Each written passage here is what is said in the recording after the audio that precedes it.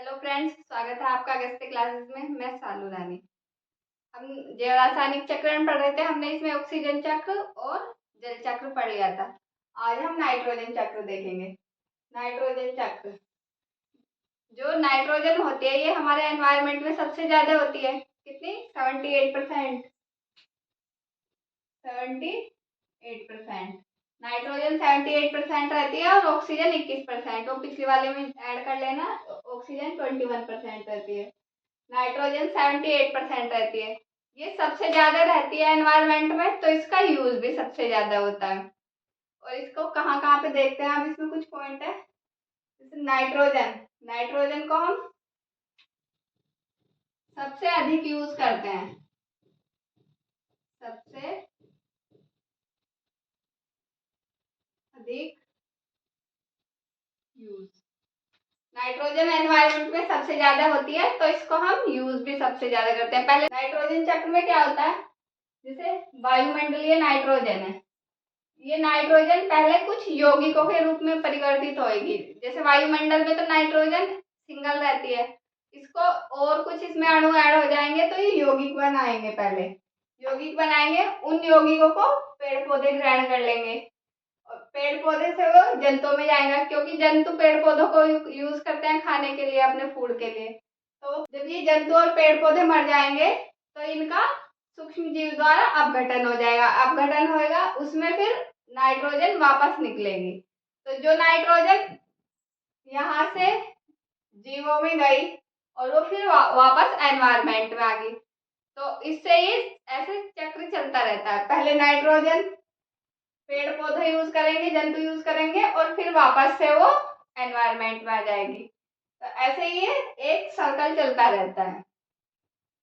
अब ये देखते हैं पदार्थ ये किस किस में होता है नाइट्रोजन। जैसे प्रोटीन, प्रोटीन में होता है न्यूक्लिक अम्ल,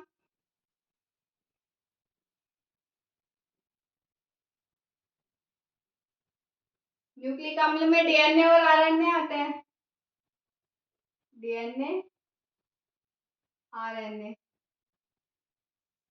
और urea,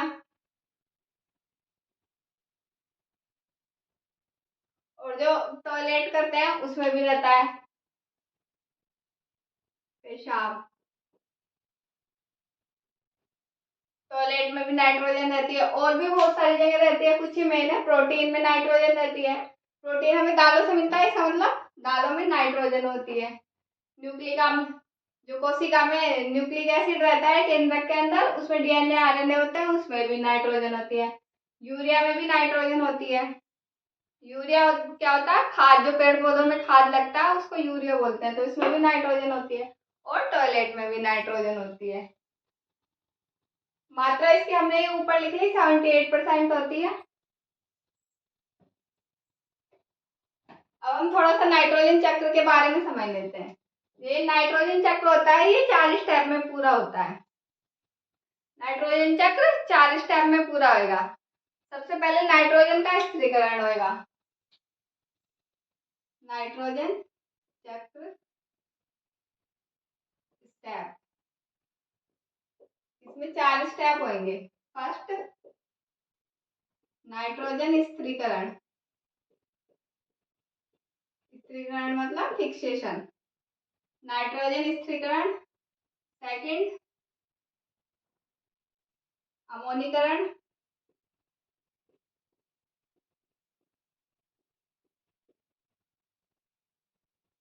third, नाइट्रीकरण। Fourth, विनाइट्रीकरण।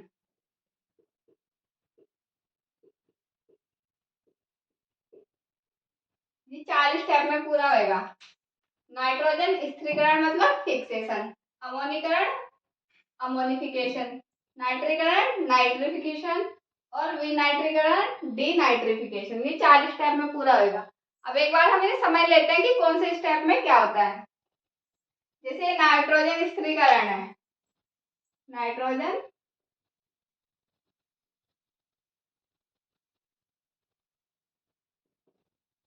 Fixation. Nitrogen fixation 3 type से होता है अलग अलग, जैविक, अजैविक और औद्योगिक। जैविक,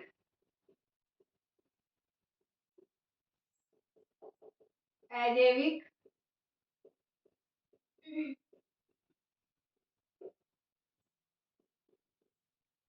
औद्योगिक।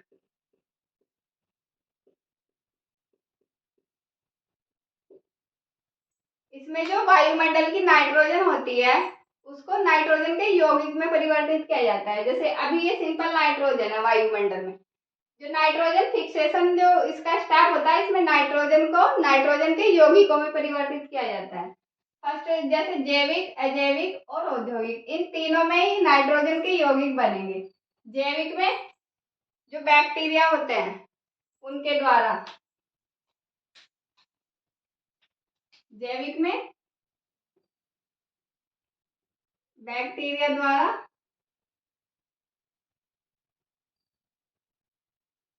नाइट्रोजन के यौगिक बनेंगे, जैसे NO2, NO3, नाइट्रेट और नाइट्राइट। अजैविक में, इसमें जैसे जब आसमान में बिजली कड़कती है तो उससे भी नाइट्रोजन के यौगिक बनते हैं, उस क्रिया में भी। और पराबैंगनी किरणें जो सन से आती है उसमें भी नाइट्रोजन के यौगिक बनते हैं। तो इसमें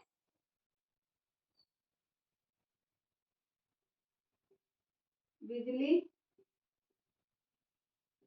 कड़कना और पराबैंगनी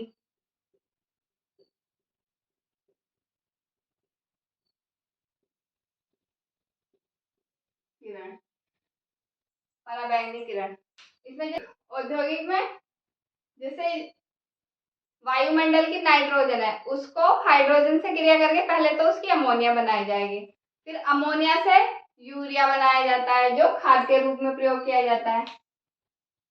इसमें यूरिया आ जाएगा। इसमें कैसे बनता है ये, हाइड्रोजन और नाइट्रोजन की क्रिया कराई जाती है तो अमोनिया बनती है, इस अमोनिया से यूरिया बनाया जाता है। इसको बैलेंस कर लेंगे, तो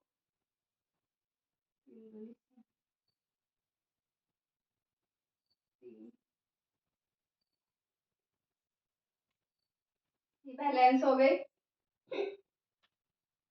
औद्योगिक में यहाँ पे इस क्रिया को करा के नाइट्रोजन के यौगिक बनाए जा रहे हैं।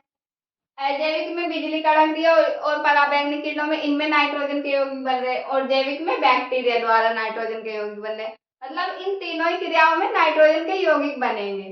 तो इसका मतलब है नाइट्रोजन फिक्सेशन की जो इसमें स्टेप होता है, इसमें नाइट्रोजन के यौगिक बन रहे हैं जो बाद में पेड़ पौधों द्वारा यूज किए जाते हैं। अब इसमें नाइट्रोजन फिक्सेशन हो गया। आगे ये नाइट्रोजन के यौगिक है, नाइट्रोजन यौगिक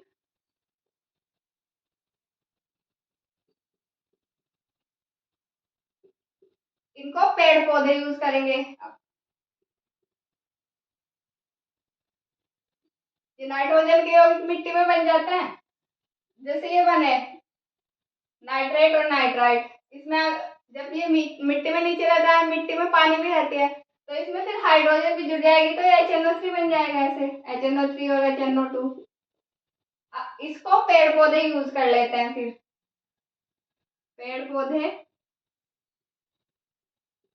अब ये पेड़ पौधे ने यूज कर लिया, अब इन पेड़ पौधों को इंसान खाएगा तो ये फिर नाइट्रोजन इंसानों में या एनिमल्स में चली जाती है, जंतु, जंतुओं में चली गई। फिर इनकी डेथ हो जाती है, जंतु की और पेड़ पौधों की। तो इन्हें जो सूक्ष्म जीव होते हैं वो इनका अपघटन करके दोबारा उस नाइट्रोजन को मिट्टी में मिला देते हैं और कुछ एनवायरमेंट में चली जाती है, वातावरण और मिट्टी। कुछ मिट्टी में मिल जाती है और कुछ एनवायरमेंट में चली जाती है। तो ये नाइट्रोजन फिक्सेशन का ये स्टेप होता है। यहाँ पे नाइट्रोजन फिक्सेशन हो गया। सेकंड देखते हैं हम अमोनीकरण।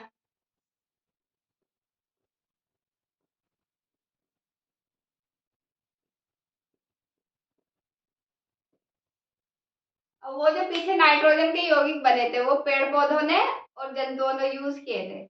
फिर जब उनकी डेथ हो जाती है तो उनके अंदर प्रोटीन, न्यूक्लिक एसिड वगैरह रहते हैं, उनको अमोनिया में परिवर्तित करते हैं। कुछ बैक्टीरिया होते हैं जो उनको अमोनिया में परिवर्तित करते हैं, जैसे NO2, जैसे प्रोटीन और न्यूक्लिक एसिड।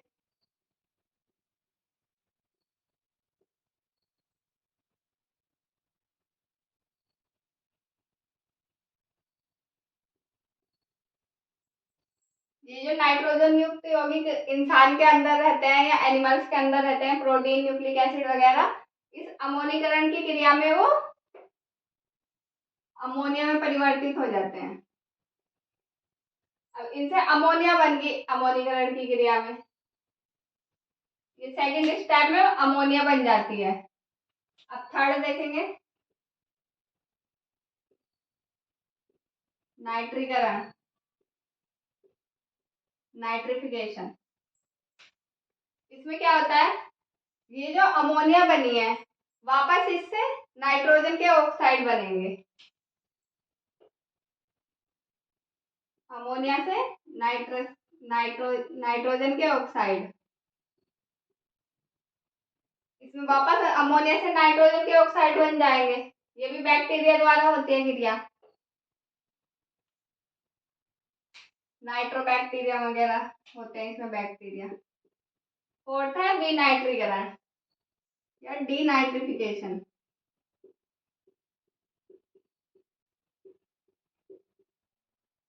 इसमें क्या होता है, अब यहाँ पे नाइट्रोजन के ऑक्साइड बने हैं, ये नाइट्रोजन के ऑक्साइड कुछ तो पेड़ पौधों द्वारा यूज कर लिए जाएंगे और कुछ नाइट्रोजन के ऑक्साइड से दोबारा नाइट्रोजन बन जाएगी विनाइट्रीकरण में। ये नाइट्रोजन के ऑक्साइड रहते हैं, इनको पेड़ पौधे यूज करेंगे और कुछ एनवायरमेंट में चली जाएगी। नाइट्रोजन के ऑक्साइड से कुछ इन्हें पेड़ पौधे यूज करेंगे, कुछ इनमें से नाइट्रोजन बन के वो फिर वापस एनवायरमेंट में चली जाएगी। तो इस तरह से एक सर्कल पूरा हो जाता है। सबसे पहले हमने नाइट्रोजन स्थिरीकरण के लिए नाइट्रोजन को यूज करा, फिर जो नाइट्रोजन के ऑक्साइड बने वो पेड़ पौधों ने यूज करे, पेड़ पौधों से वो इंसान में आए, इंसान और पेड़ पौधों की जब मृत्यु हो जाती है तो उनका अपघटन होता है। अपघटन में ये प्रोटीन और न्यूक्लिक एसिड अमोनिया में बदल जाते हैं, फिर अमोनीकरण बोलेंगे इस क्रिया को। फिर ये बाद में अमोनिया नाइट्रीकरण की क्रिया में नाइट्रोजन के ऑक्साइड बना लेते हैं। अभी नाइट्रोजन के ऑक्साइड कुछ तो पेड़ पौधों द्वारा यूज कर लिए जाते हैं और कुछ इससे फिर वापस से नाइट्रोजन बन जाती है। तो जो नाइट्रोजन हमने शुरू में यूज करी थी वो नाइट्रोजन वापस फिर मिल जाती है। इससे ये सर्कल चलता रहता है, जो नाइट्रोजन यूज होती है वो वापस एनवायरमेंट में आ जाती है। अब हम नाइट्रोजन चक्र की पिक्चर को समझ लेते हैं, जैसे उसमें 4 स्टेप बताए थे तो वो किस तरह से कार्य करते हैं एक बार ये देख लेते हैं, चक्र में कैसे कार्य करेंगे। जैसे एनवायरमेंट की नाइट्रोजन है, यहाँ से शुरू होगा। सबसे पहले नाइट्रोजन फिक्सेशन हो रहा था फर्स्ट स्टेप, तो सबसे पहला स्टेप होएगा नाइट्रोजन फिक्सेशन, नाइट्रोजन स्थिरीकरण।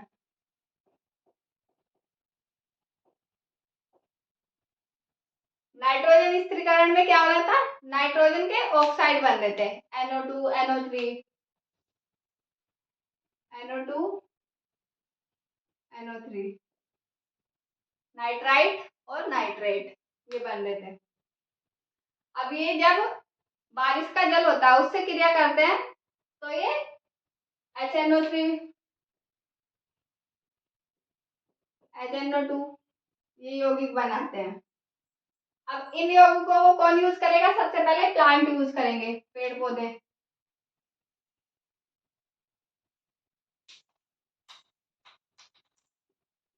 पेड़ पौधे इन यौगिकों को पेड़ पौधे यूज करेंगे तो नाइट्रोजन के यौगिक जो है ये पेड़ पौधों के अंदर चले जाएंगे, इसका मतलब पेड़ पौधों में नाइट्रोजन आ जाएगी। अब इस पेड़ पौधों को एनिमल्स यूज करते हैं,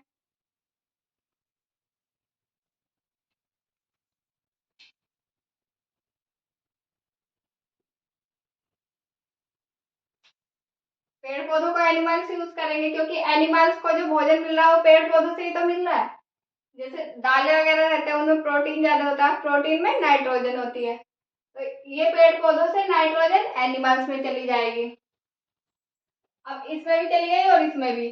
फिर जब इनकी बाद में डेथ हो जाती है तो इनमें जो नाइट्रोजन के यौगिक है वो तो रहता ही है, वो नाइट्रोजन के यौगिक सूक्ष्म जीव जो होते हैं उनके द्वारा अपघटित कर दिए जाते हैं, जिससे अमोनिया बनती है। तो यहाँ पे सेकंड स्टेप आएगा। फिर ये फर्स्ट स्टेप था,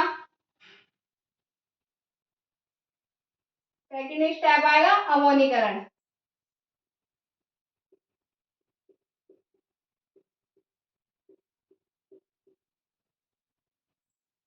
अमोनीकरण में क्या होगा, ये जो इनमें नाइट्रोजन के ऑक्साइड नाइट्रोजन युक्त यौगिक है उनका अमोनिया में चेंज हो जाएंगे, वो कुछ बैक्टीरिया द्वारा अमोनिया में चेंज किए जाएंगे। यहाँ पे अमोनिया बन जाएगी। इसमें सूडोमोनास बैक्टीरिया होता है, सूडोमोनास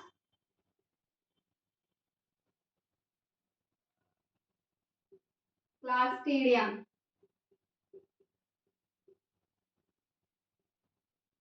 सूडोमोनास और क्लास्ट्रीडियम बैक्टीरिया होते हैं जो अमोनिया नाइट्रोजन के यौगिक को अमोनिया में चेंज करेंगे, तो ये अमोनीकरण का प्रोसेस हो जाता है। यहाँ पे ये सेकंड स्टेप हो गया। अब ये अमोनिया जो है, थर्ड स्टेप था नाइट्रीकरण। नाइट्रीकरण में ये अमोनिया नाइट्रोजन के ऑक्साइड बनाएगी। अब थर्ड स्टेप आएगा नाइट्रीकरण।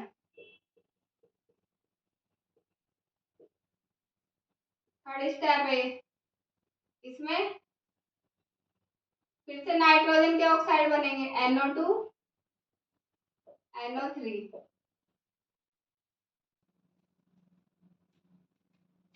NO2 नाइट्राइट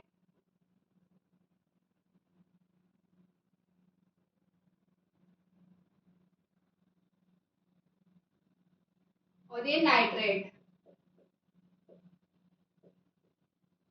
नाइट्रेट नाइट्रोबैक्टीरियम द्वारा बनेगा।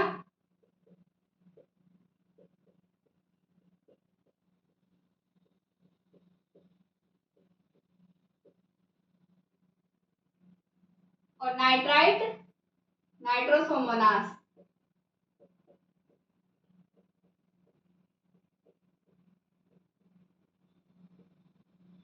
अभी यहाँ पे थर्ड स्टेप पूरा हो जाता है नाइट्रीकरण का। फोर्थ स्टेप था विनाइट्रीकरण। विनाइट्रीकरण में क्या होगा, ये जो नाइट्रोजन के ऑक्साइड है इनमें से कुछ तो पेड़ पौधों द्वारा यूज कर लिए जाएंगे,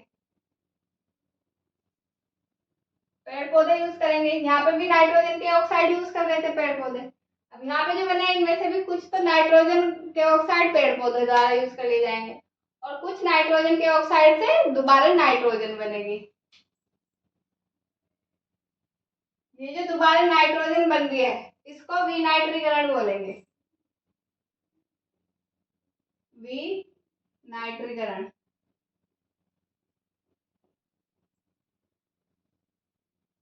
दोबारा नाइट्रोजन बन गई विनाइट्रीकरण में।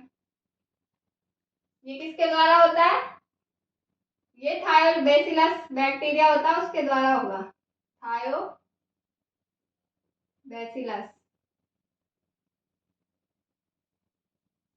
थायोबैसिलस बैक्टीरिया नाइट्रोजन के ऑक्साइड को दोबारा से नाइट्रोजन में चेंज कर देता है, और कुछ ही नाइट्रोजन के ऑक्साइड पेड़ पौधों द्वारा यूज कर लिए जाते हैं। इस तरह से ही चक्र चलता रहता है। एक बार इसको दोबारा देख लेते हैं। इसका फोर्थ स्टेप था, सबसे पहले ये वायुमंडल की नाइट्रोजन, फर्स्ट स्टेप नाइट्रोजन स्थिरीकरण है। इसमें नाइट्रोजन नाइट्रोजन के ऑक्साइड के रूप में चेंज हो जाएगी। इन नाइट्रोजन के ऑक्साइड को पेड़ पौधे यूज करेंगे, तो इससे नाइट्रोजन पेड़ पौधों में चली जाएगी। अब इन पेड़ पौधों से एनिमल्स को फूड मिलता है, एनिमल इनको खाते हैं, तो इन पेड़ पौधों से फिर वो एनिमल्स में चली जाएगी। तो इन दोनों में अब नाइट्रोजन आ गई। फिर जब इनकी डेथ हो जाती है तो जो सूक्ष्म जीव होते हैं बैक्टीरिया, इन दोनों का अपघटन करके इनके अंदर जो नाइट्रोजन है उसको अमोनिया में चेंज कर देते हैं। तो ये वाली क्रिया अमोनीकरण कहलाएगी, क्योंकि यहाँ अमोनिया बन रही है तो इस क्रिया को अमोनीकरण कहेंगे। ये सुडोमोनास और क्लास्ट्रीडियम बैक्टीरिया द्वारा होती है। अभी सेकंड स्टेप पूरा हो गया यहाँ तक। थर्ड स्टेप में ये जो अमोनिया है ये नाइट्रोजन के ऑक्साइड के रूप में दोबारा चेंज हो जाएगी, तो इसको नाइट्रीकरण बोलेंगे, क्योंकि नाइट्रोजन के ऑक्साइड बन रहे हैं। ये नाइट्रोबैक्टीरियम द्वारा नाइट्रेट बनेगा और नाइट्रोसोमोनास द्वारा नाइट्राइट बनेगा। ये नाइट्रोजन के ऑक्साइड बन गए यहाँ। अब नाइट्रोजन के ऑक्साइड को पेड़ पौधे यूज कर रहे थे यहाँ फर्स्ट स्टेप में, ऐसे ही यहाँ से भी जो ये नाइट्रोजन के ऑक्साइड बने हैं इनको कुछ को तो पेड़ पौधे यूज कर लेंगे और बाकी जो बचेंगे उनसे दोबारा नाइट्रोजन बन जाएगी एनवायरमेंट के लिए। एनवायरमेंट में वापस नाइट्रोजन चली जाएगी, जितनी हमने यूज करी थी वो वापस एनवायरमेंट में चली जाती है। इससे जो नाइट्रोजन की मात्रा है वो फिक्स बनी रहती है, कम नहीं होती।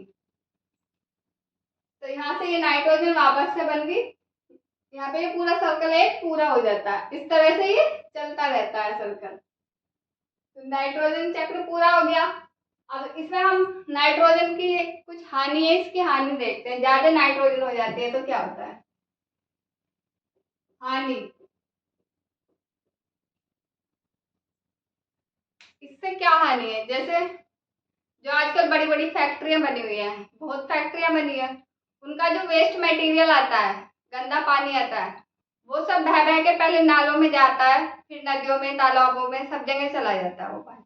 उसमें नाइट्रोजन की मात्रा ज्यादा रहती है।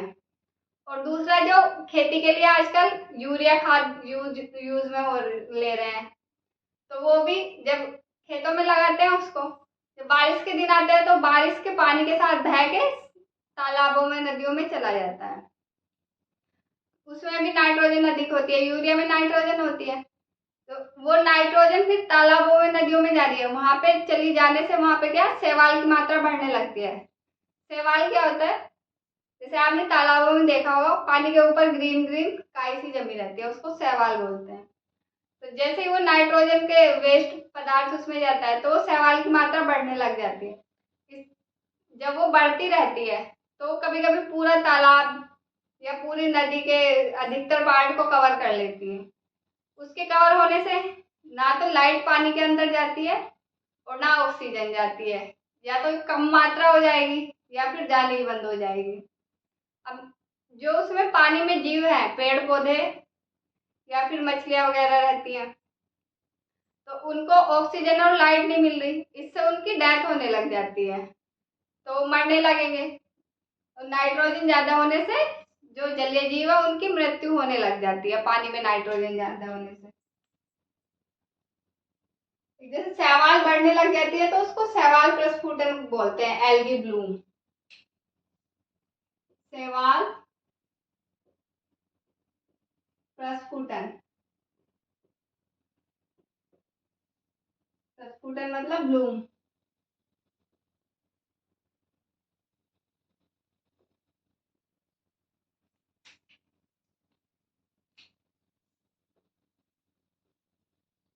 शैवाल का बढ़ना, जब शैवाल बढ़ने लग जाती है उसको शैवाल प्रस्फुटन बोलते हैं। अभी हमने देखा उर्वरक और फैक्ट्री का वेस्ट पदार्थ। फैक्ट्री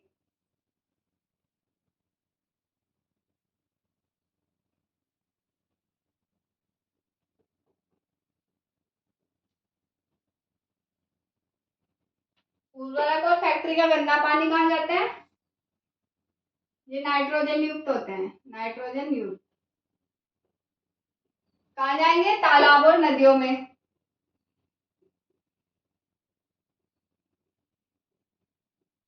जब ये तालाब और नदियों में जाएंगे तो वहां क्या होगा, शैवाल की मात्रा बढ़ने लगेगी, नाइट्रोजन बढ़ेगी, इससे शैवाल की मात्रा बढ़ेगी।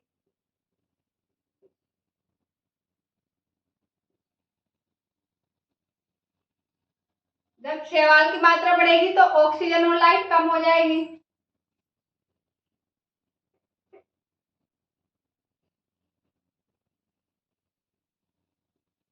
ऑक्सीजन और लाइट कम होने लग जाती है।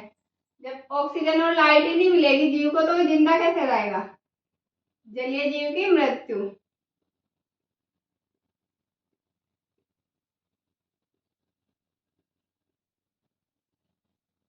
जलीय जीव की मृत्यु होने लग जाती है। और नाइट्रोजन को जैसे प्रजनन क्षमता होती है, नाइट्रोजन से वो बढ़ती है प्रजनन में, इसका लाभ है।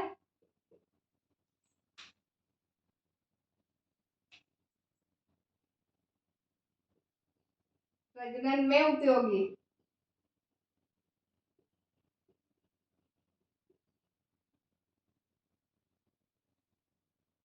और प्रोटीन युक्त पदार्थ मिलते हैं नाइट्रोजन से। प्रोटीन युक्त पदार्थ, क्योंकि नाइट्रोजन फलीदार पौधों में रहती है। फलीदार मतलब जो ये दालें रहती है, ये सारी फलीदार होती है, चने दालें, उन सब में प्रोटीन होता है और इंसान के लिए प्रोटीन जरूरी है। तो प्रोटीन युक्त पदार्थ हमें नाइट्रोजन होती है उनसे ही मिलते हैं, फलीदार पौधों से। तो यहाँ पे ये पूरा हो गया आज। इसके अलावा प्रजनन में उपयोगी है, प्रोटीन युक्त पदार्थ मिलते हैं हमें यहाँ से। इसकी हानियां, इसके बढ़ने से जलीय जीव की मृत्यु होने लग जाती है। नाइट्रोजन चक्र कंप्लीट हो गया। आगे हम नेक्स्ट क्लास में देखेंगे। आज की क्लास अच्छी लगी हो तो शेयर करें, लाइक करें, कमेंट करें। Thank you.